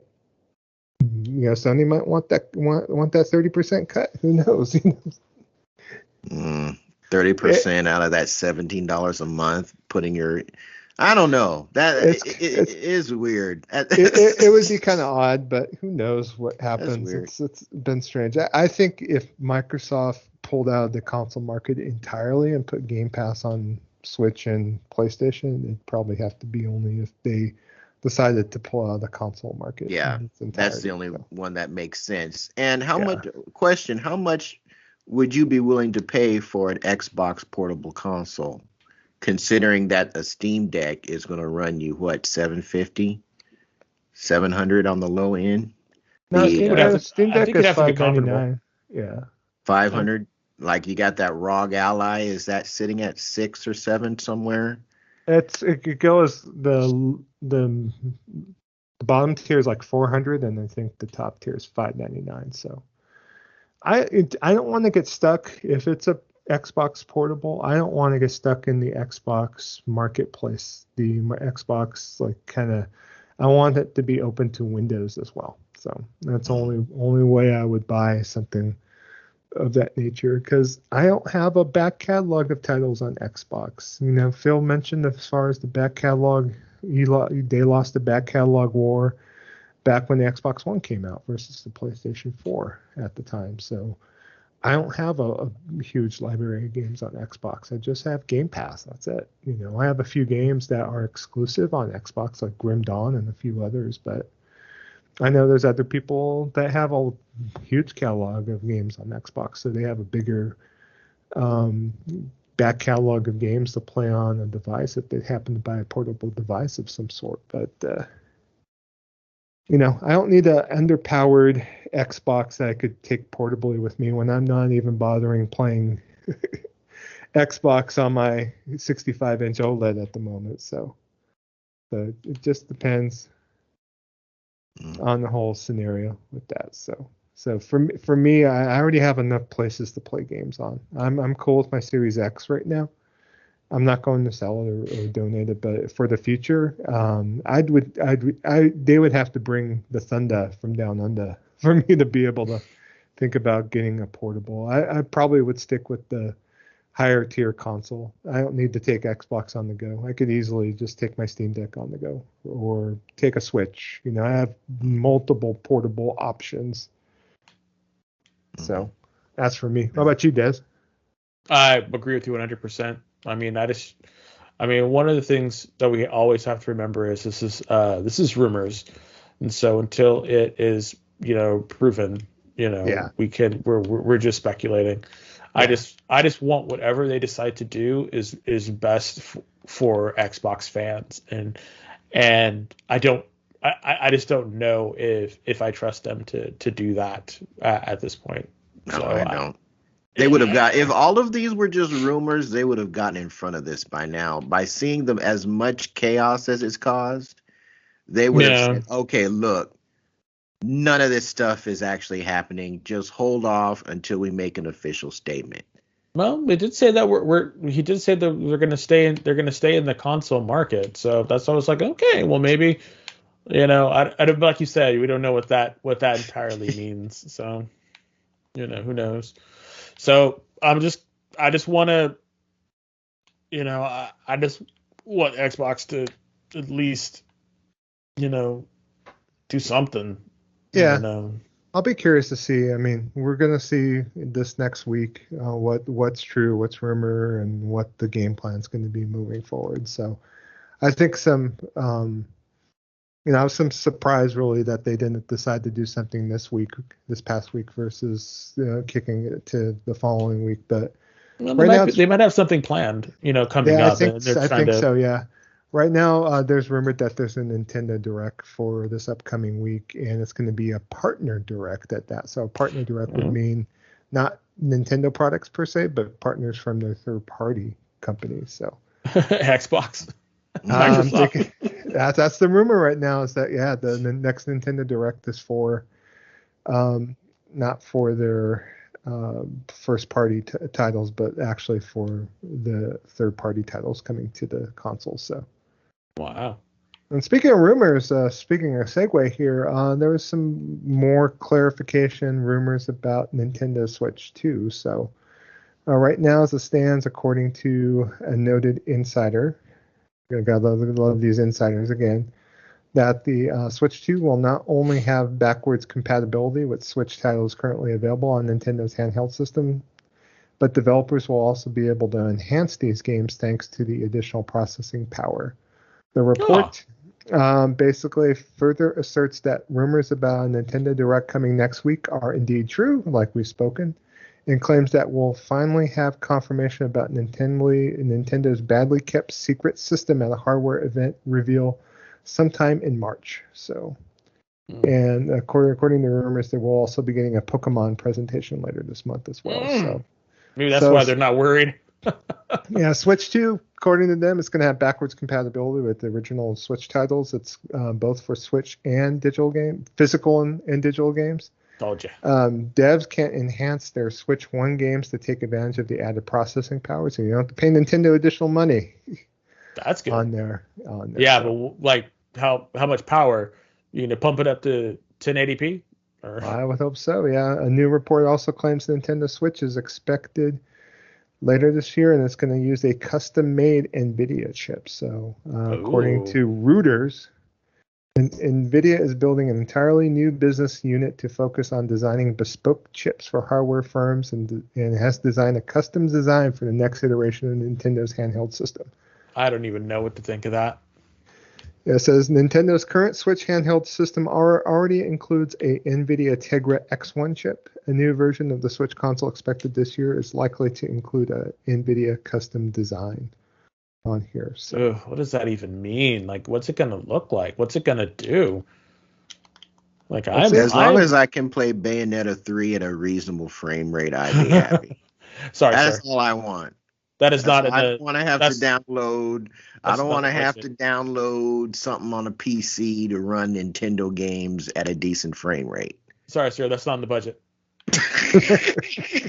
Well, I've been thinking about loading Yuzu on my Steam Deck and using that to play some Switch games. You know, it might be good when we go to Japan. You know, it might be good just to bring my Switch because it's probably more portable than a Steam Deck. But yeah, might be here or there. So. Sorry, sir, but no, you can't. So we'll see coming up, but I'm actually excited for that. Like, to be 100%, like, as someone who is a devout Nintendo fan and fanboy, you know, I am really happy to hear that we're getting something that will hopefully make the Nintendo, you know, compete a little bit better in the console market right now. I mean, I know they're competing fine. Exactly. They're number one. That's what I mean. It's like they're not bad. It's just I've never known, you know, a company that can just be like, well, we're just gonna have these incremental changes and not really push our hardware, and that people will flock to it. So the fact that this is happening is like a monumentous occasion, because obviously Nintendo does not have to do a damn thing, and we'll buy it. So that's why I'm like, you know, so that's why I'm doubly excited that it's not like we don't have to buy anything extra. We don't have to buy, you know, anything new, and we can just use what we already have, and the stuff is up-resed, you know, or made to look better. Like, because that was the one thing that I was super like sad about, because like having to buy these games again, I was like, oh, you've got to be kidding me, or having the games not be playable. Oh, I was like, please don't do that, please, Nintendo. You know, I was like, baby, please. Well, right now I saw a rumor a couple of weeks ago, and Digital Foundry was talking about it on their podcast last week, and basically what they were talking about, it's rumored that they're sourcing a 8-inch LCD screen for the Switch 2. So right now the Switch OLED is 7 inches, so it's going to gain like an additional inch of screen space. But they were talking about the fact that because the screen is going to be a little bit bigger than the Switch OLED and the original Switch, that there's a possibility that they're thinking that the controllers, the Joy-Con controllers, might just be permanently affixed to the screen this time. Ooh. So, and to me, the Joy-Cons were probably the weakest link to the Switch, in my opinion. Agreed, 100%. So, So having it be a self-contained handheld does not sound like a bad idea. To be I'm hoping that they do that, because I mean, even the ancillary games they brought out with the Joy-Cons, like, you know, you remember 1, 2, 3 Switch, and then Everybody Switch, and then the WarioWare Switch game. The actual games that actually used all the technology in the Joy-Cons are few and far between, really. Yeah. And that and the Joy-Con Drift was just like. Yeah, and I think it's one of those things where Nintendo basically said, hey, we're going to try this thing. You know, if it works, great. If it doesn't work, you know, hey, we'll just get it next time. You know, that's really how I feel Nintendo is. They're like, we'll get them next time. And it's like, and they just keep going on. They fire a couple people and they're like, you idiot. And then like they say, okay, we'll get it next time. You know, I don't know. Like, I just don't think Nintendo's taking any of this. I don't know. I feel like Nintendo's like that grandfather or that uncle that just doesn't take shit seriously, and they're just kind of like, When I know they do, it's like they're like your favorite uncle, that's just been around for forever, and you just don't have the heart to say like, uncle, stop, or do better, Well, they don't have to because their That's what I games are mean. so iconic, right? That's what I All it mean. takes is another Pokemon, all it takes is another Mario, all Another it takes is Zelda. another Zelda, and everything they could have screwed up everything up until that point, but as soon as Miyamoto hits the stage, it's a wrap. Is on. It's another 10 million sold. Yeah, So Unlike Donkey Kong. Yeah. yeah, is so on it's not even Whew. it's not even an issue. They're all I'm hoping for is to be able to play Bayonetta at a 60 FPS. If you can do that, sold. I'm sold too because I got a good Switch library, and I think to be able to play that at a better fidelity without having to mess with emulators will be good. And then I would love to see the new software that they're going to utilize with that additional power as well I on have a there. fantastic Switch library, and I need better. Like, if they're gonna do better, let's do it. Yeah, according to the rumors right now, the 8-inch screen that they're utilizing in the new Switch 2 is going to be the same screen that is used in the PlayStation Portal. So take that Yeah, good, bad, and different. I've heard people say that this, even though it's an LCD screen, that the Portal screen's actually pretty good. So yeah, let's do it. I'm here for uh, it. I'm here for it. Even though we'll have to, it feels kind of crazy. I'm here for it. yeah, we'll have to see. We'll see, and especially if it's March, it's not going to be too far along. So Start all saving right, your ducats. save those ducats. Now, if you remember earlier in the show, we did talk about Helldivers 2, and so Helldivers 2 has been a great success on here. So right now, Helldivers 2 concurrent Steam player record is PlayStation Studios' highest yet on here. It reached a higher peak than even the PC version of God of War. So this is as of this past Thursday. According to SteamDB, Helldivers basically reached a player count of 81,840 players on its launch day on Steam on there. And Good job. actually, the director of the game and the president of Arrowhead Game Studios did indicate that the game has sold over 1 million copies. So, Fantastic news. yeah. So they reiterated that. He did go on Twitter to basically talk about as far as the monetization in Helldivers 2. And he basically stated that he believes games should, quote unquote, earn the right to monetize. So, adding that while players are welcome to support this title by buying microtransactions, Arrowhead is never forcing anyone to do so. This just happened to be on an X Twitter thread, which he responded to the tweet, which a player pointed out that super credits can be earned by just playing the damn game. So we're talking about the super credits. And Oh, so, yeah, that's what they're called, super credits. yeah. And he made a statement saying, we really applied ourselves to not make this pay to win, even though items are functionally different. The only item that's pay to win is the revolver, which will win you any cool gun competition on there. So That's funny. only minor problems that it's not that good is what he says. Oh, I got it. So, yay. Yeah. Yeah, he in responding to some further comments in the thread, he said, That's funny. "You have to earn the right to monetize." I truly believe that. So, people want to support this title, they have the option, but we're never forcing anyone to do so. So imagine if, like, a game like Suicide Squad Kills the Justice League comes out, and they're just going to make that game stand on its own and say, "Hey, if you want to support us as well, go ahead and support us, but otherwise we're going to try to make this as seamless as possible, straightforward as possible." So I had no problem after playing like about an hour of Helldivers 2 to go in, buy some super credits, and buy the season pass, the premium season pass. So, and I think that's how it should work. I shouldn't have to be expected to buy something ahead of time to feel stay concurrent with the game. I want to be able to buy the season pass only if I feel like it's going to benefit me, benefit the developers, and help me enjoy the game even more than what I've been enjoying it so far. So, Yeah. what's your guys' opinion on that? You think I think monetization has its place, but I don't think it should be the driving force. Well, it never should be the driving force. I think what he's, at least how I took it, is the whole thing about earning it is that you feel that they have done.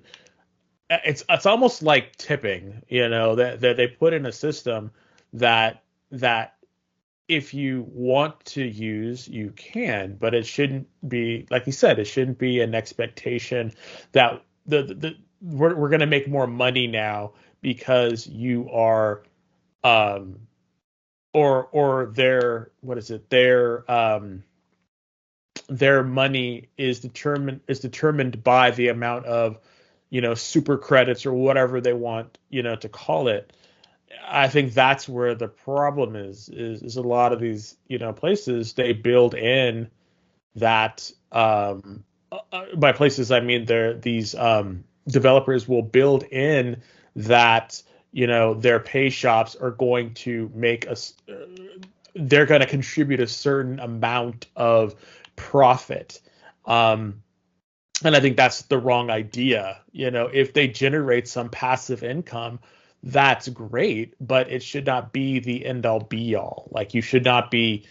And I think that's why Fat Shark, when they did Dark Tide, it was kind of crappy because the game was not done yet. The cash shop was already ready to go, and I think that's the problem. Is it's like, it should not be that you got to start making this money off of this. And I wish I knew a way to change that, or had some kind of magic wand to make game development be cheaper, yet and you can still get the same AAA games. But I don't have that magic wand, and I don't have that capability.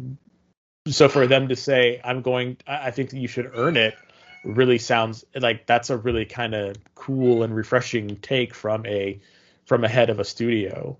You get to choose if you want to help, and if you decide not to, that's fine. This is still a 100% completed game. That's what I think is cool. Yeah. And he's totally transparent. I know he put on his Twitter account, I think I read a few days ago, that they were working on this game for 7 years. They worked on this game probably since Helldivers 1 wrapped up way back when. It's been a passion project for them that they worked on. They gave the exact 7 years and so many days and so many hours since they started developing or working on the game. And so it's kind of cool that he's on Twitter and just kind of making comments about everything and so on and so forth.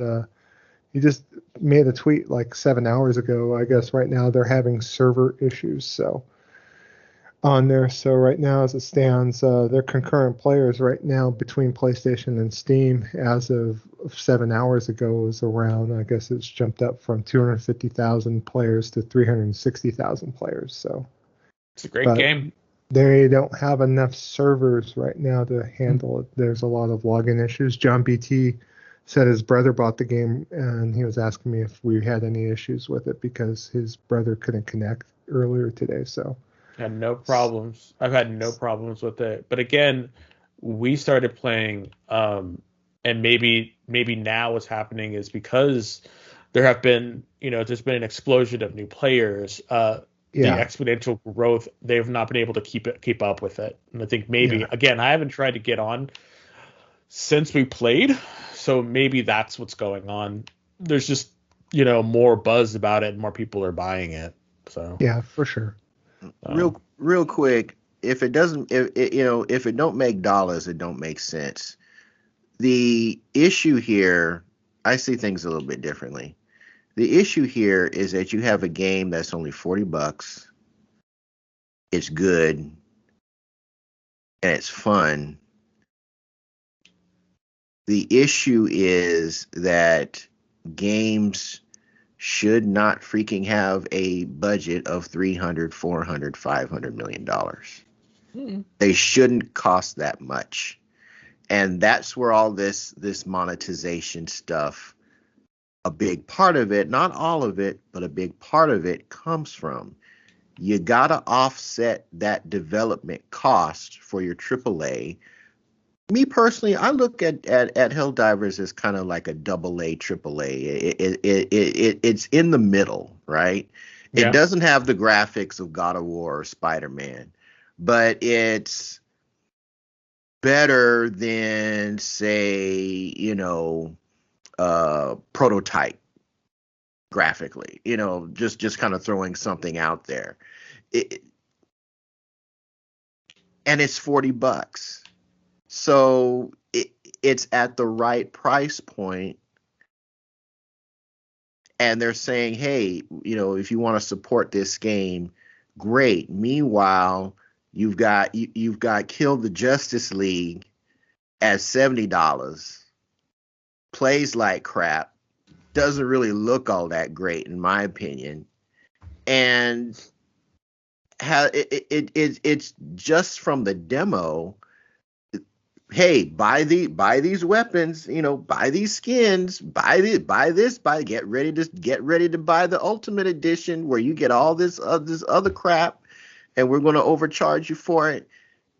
Well, I've already given you $70 of my money, and you're going to hit it for a subpar game, and then you're going to turn around and ask me for more money because you got to cover these DC licenses and this ridiculously overbloated budget to develop this game.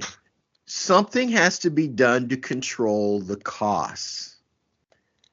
And if that I think gamers are also going to have to start to prepare themselves and say, look, we may not get these expansive, beautiful, jaw-dropping graphic tour de forces every other month because the development costs are just too high. We're going to have to scale things back, maybe reduce the price of some of this stuff, and if you guys dig it, you like it, you buy it, then maybe that can help take the edge off some of these, AAA big budget games. My whole thing with modern day gaming is the cost of development. I think that's probably the biggest hurdle that's facing this industry right now. I don't see why a game has to cost as much to run a small country. I don't know. For me, I want more Outriders, Saints Row, Red Faction. Those are the games I want more than worrying about a graphical tour de force.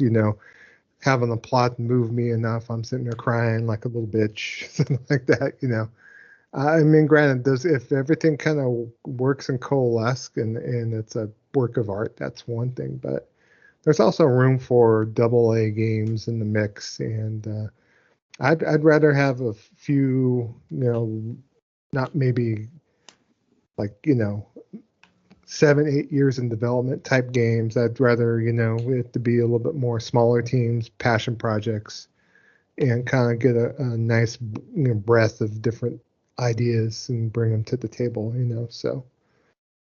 Like I mentioned before, I think in my comments, I want Sony to be able to not just look at their tentpole releases and just release sequel after sequel. I want them to bring out the next Horizon. I want them to bring out the next Killzone, the next Infamous, the next Resistance. Whatever IPs that their creators want to work on that are above and beyond different, new, fresh, and give them the wherewithal to work on those. I mean, if it's going to be a smaller project team, just as a proof of concept, let them do a smaller scale game.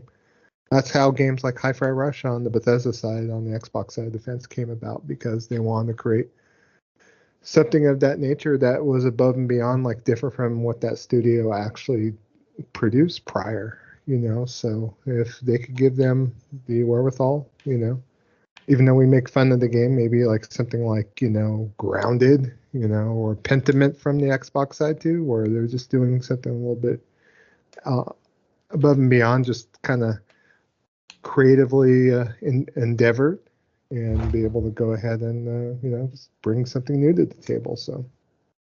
I mean, again, that also is going to require the gaming public to have to be willing to make some acquiesces. I'm not going to give you $500 for a high fidelity system, and the best my games are going to be looking is Saints Row. That ain't happening, Captain. I want I still don't think a graphical tour de force should cost $300-400 million.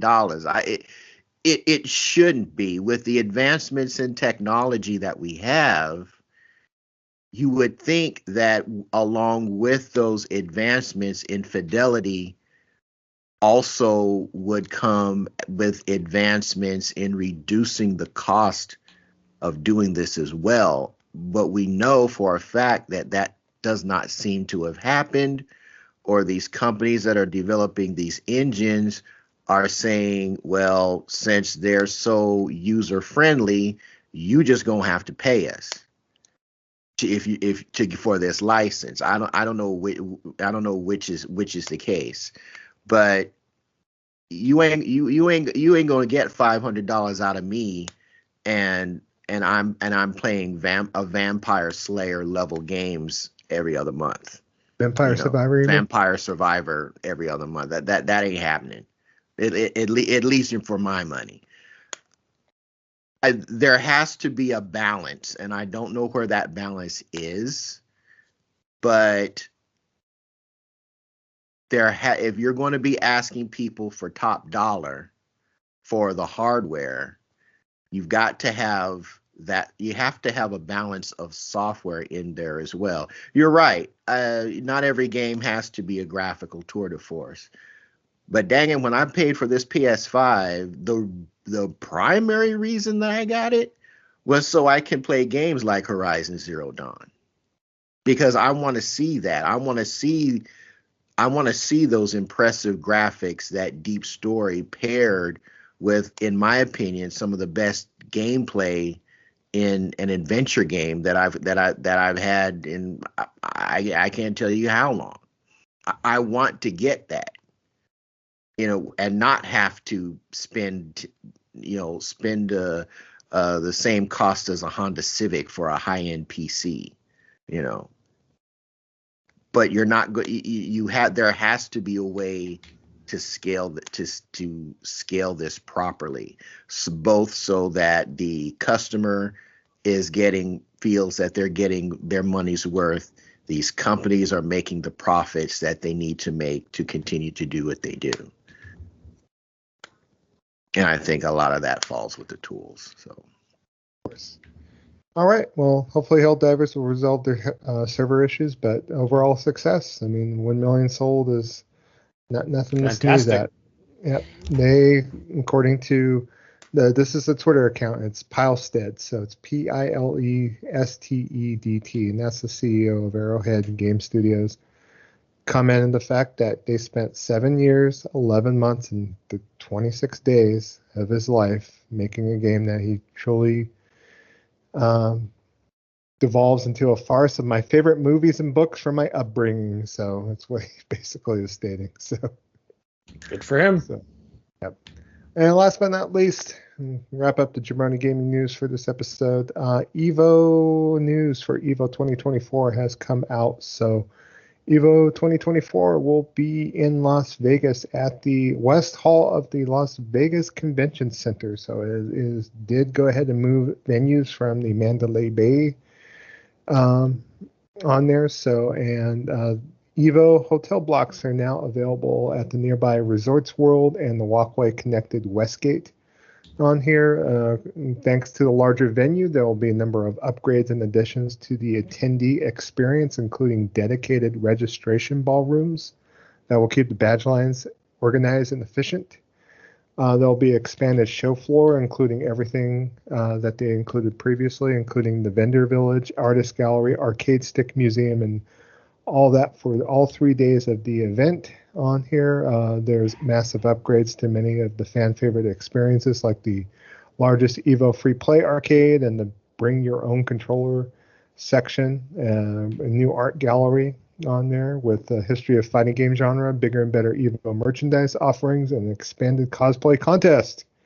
All right, so Evo Showcase also gets a brand new dedicated stage for all panels, reveals, interviews, and exhibitions headlining Evo 2024 on Friday on there. So one thing that they did make a change, though, there is no separate ticket for the arena finals on here. Players and fans will be able to experience the entirety of the event in the convention area. So they have a new arena finals experience on there. And one badge is going to be the one that will bring you through Saturday and Sunday on there. So you'll be able to witness the main event, not in that arena anymore. So we'll have to take a look at this. But the games that are going to be included in EVO 2024 is Street Fighter 6, Tekken 8, Guilty Gear Survive, Grand Blue Fantasy versus Rising, Under Night in Birth 2,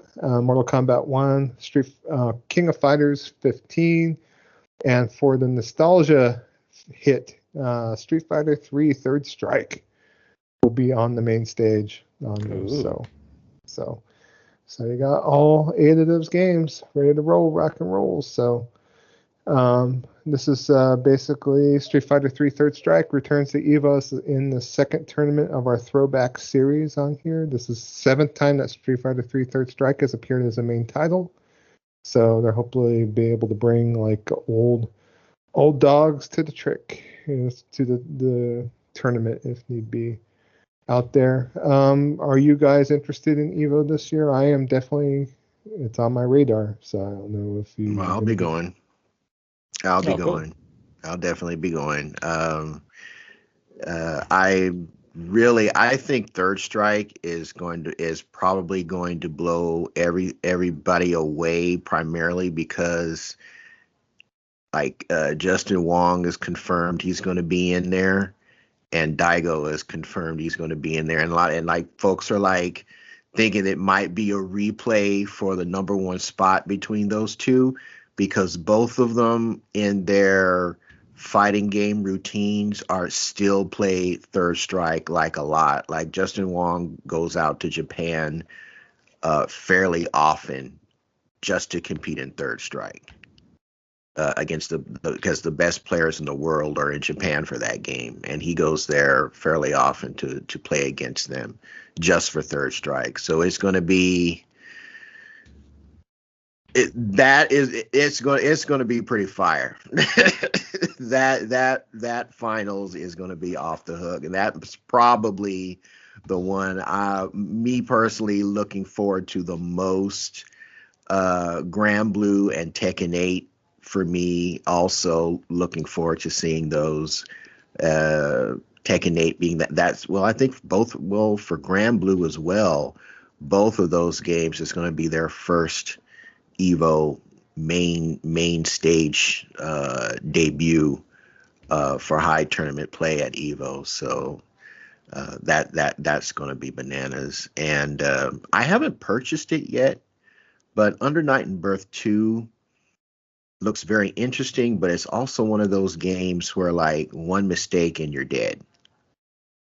It's like those people, they've got those combos like on lock. It is crazy. Like once somebody gets that confirms that first hit, it's kind of over. It kind of reminds me of oh gosh, what was that other game that they had last year, where it was like the finals was the 2 lightning dudes.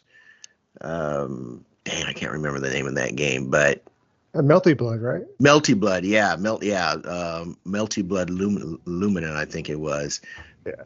Under Night in Birth is very similar. It's just like You mess up once, you whiff a punch, or you get someone breaks your defense, it's over. But it's also funny. I haven't purchased it yet. I'm kind of, because I already have the Under Night, and I've never really given that one a shot, so I might look into that before making a decision on Under Night 2. But definitely looking forward to the Evo this year. So God willing, I'll be able to go. We'll have to talk offline and see if you want to book a hotel room or whatnot. So, see. Mm-hmm. I'm definitely interested for sure. I don't know if you're in it to win it, Des, or not. Yeah, I think that could be kind of fun. All right, we'll take a look. We'll look forward to it. Maybe we'll even record a show there this time. We'll see. Oh, Lord. Be fun. Be nuts. Maybe. Be nuts. Maybe. Hey. And on this note, hey, picnic baskets. That's it for the Jabroni Gaming News. Hey. Oh, Lord. It's late. It's getting late over here. Yeah. All right, folks. Game night takes place every Thursday, 9:30 p.m. Eastern, 6:30 p.m. Pacific.